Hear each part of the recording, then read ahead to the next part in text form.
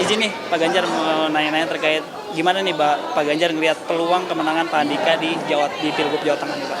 Semua sekarang punya peluang ya, tinggal bagaimana kandidat, tim sukses berkomunikasi dengan masyarakat. Pasti ada yang sifatnya spesial, yang sifatnya khusus. Maka kenapa hari ini ada pelatihan sampai batch yang kelima, menurut saya kita sedang mempersiapkan itu semua. Kita tahu kelebihan masing-masing, kita tahu kekurangan masing-masing. Lebihnya nggak usah dihitung, nah kurangnya mesti ditambah. Saya kira kita butuh kerja ekstra setelah melihat pengalaman pilek-pilpres kemarin. Apakah ada strategi untuk memenangkan di Pilgub Jawa Tengah? Ada strateginya, pasti tidak kita omongkan, nanti ketahuan. Tapi yang bisa dilihat oleh publik, mengkonsolidasikan kembali kekuatan partai seperti pelatihan hari ini. Dan mereka diberikan analisis yang jauh lebih lengkap, tidak hanya dari internal partai, tapi juga dari para profesional, umpama bagaimana membaca peta, membaca data, antisipasi terhadap potensi-potensi yang kemarin sempat terjadi, umpama sekarang ada keluhan, ya kemarin ada oknum aparat gitu ya, bagaimana mengantisipasi itu, begitu kan. Awas, hati-hati teknis pemilu, penghitungan, menghitung C1, mengawasi C1 sampai penghitungan di tingkat KPU. Tentu penjenjangannya agak berbeda karena kemarin sampai tingkat nasional kan, sekarang kalau yang kabupaten kota ya berhenti di situ, yang provinsi naik sedikit gitu, tapi nggak perlu jauh-jauh. Nah ini yang penting untuk kawan-kawan secara teknis pemilu sekarang makin paham, sambil melihat bagaimana fairness ini bisa dilaksanakan dengan baik. Tentu kita sendiri juga mengingatkan, kalau kita ingin pemilunya baik, kita juga harus mendukung kebaikan, jangan kita berkontribusi pada keburukan. Tapi kalau dari Pak Ganjar sendiri, ada nggak sih secara pribadi kasih nasihat-nasihat buat pasangan calon itu? Enggak, calon-calonnya kan orang-orang yang punya pengalaman masing-masing gitu ya. Jakarta umpama, Mas Pram, Bang Dul, Bang Rano, macam-macam punya pengalaman. Di eksekutif pernah, di legislatif pernah, mau ngajarin apa?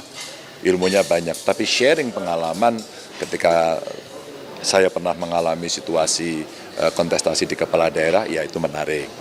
Jawa Tengah saya kira sama, Jawa Tengah ada Pak Andika sama Mas Hendi. Mas Hendi udah punya pengalaman di kepala daerah. Ada trik and tipsnya itu juga kita bisa lakukan. Tapi sekali lagi, konsolidasi partai menjadi utama. Saya teringat 2013 running gubernur hanya diusung oleh PDI Perjuangan sendiri, melawan incumbent ya, dan kita menang gitu.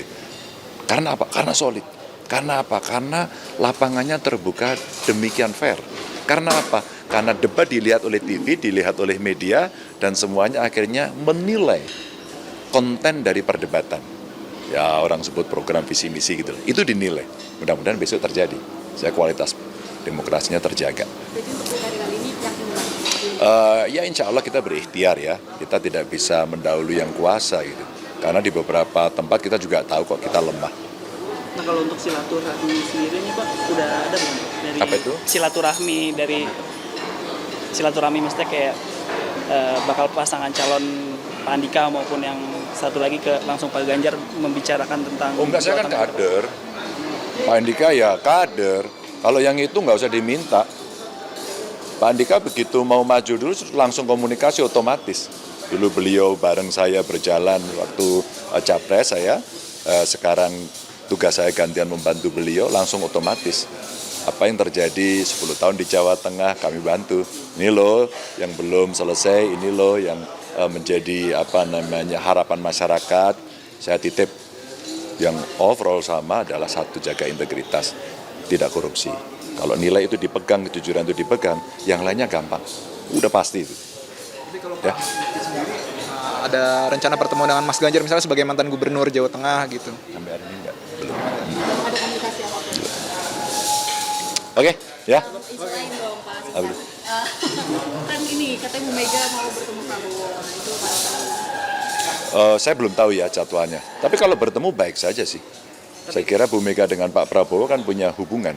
Pernah berpasangan, pernah berkomunikasi, dan saya kira di antara beliau-beliau pasti bisa berkomunikasi. Untuk kebaikan bangsa dan negara saya kira baik.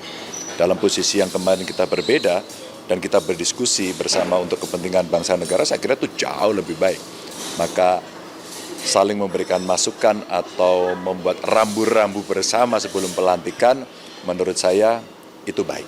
Di internal partai sendiri sudah ada obrolan itu, Mas?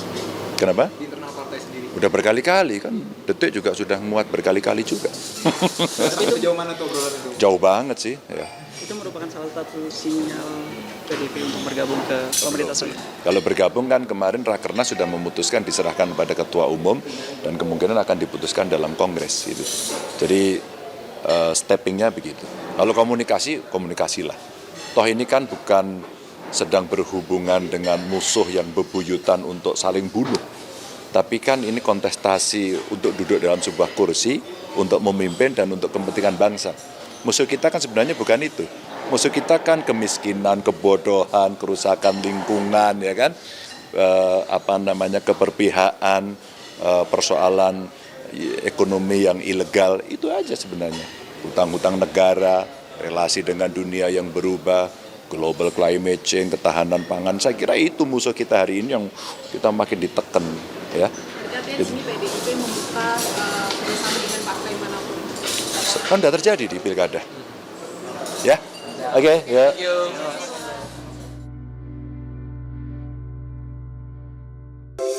Di antara banyak sumber informasi, kami layak dipercaya. Karena kami menggali lebih dalam, berpihak pada kebenaran, berpegang pada data dan fakta, agar layak Anda jadikan referensi. Kompas TV, independen, terpercaya.